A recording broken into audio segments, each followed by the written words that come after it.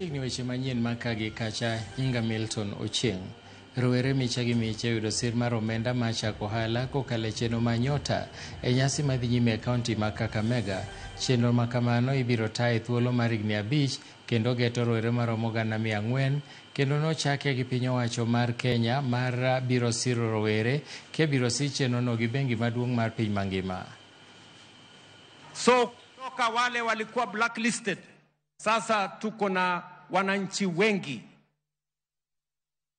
Wengine walikuwa wananiuliza, wewe wana president unasema mtu akope shilingi 500, shilingi 500 itamsaidia nini? Sijui shilingi 1000 itamsaidia nini?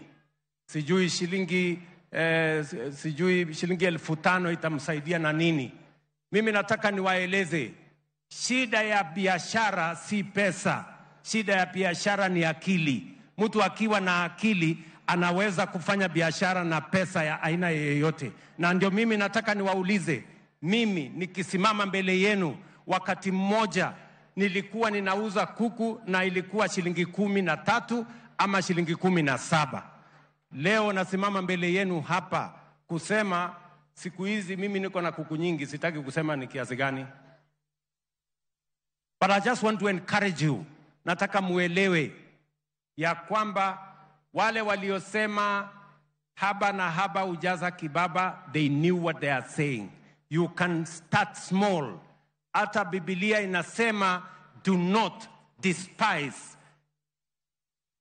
young or small beginnings. There is a future.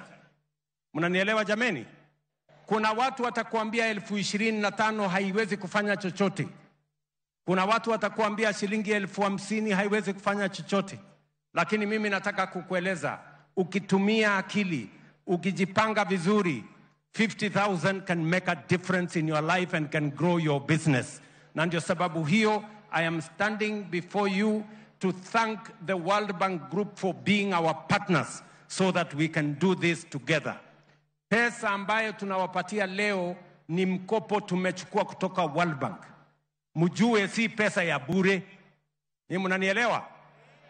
Serikali ya Kenya itakuja kulipa baadaye, lakini nyinyi hamuwezi kulipa. Nyinyi sasa hiyo pesa ni pesa yenu. Jatan migao masomo Julius Ogamba okwedo mokalo weche maliekore ni sirikal omedo omenda mag somo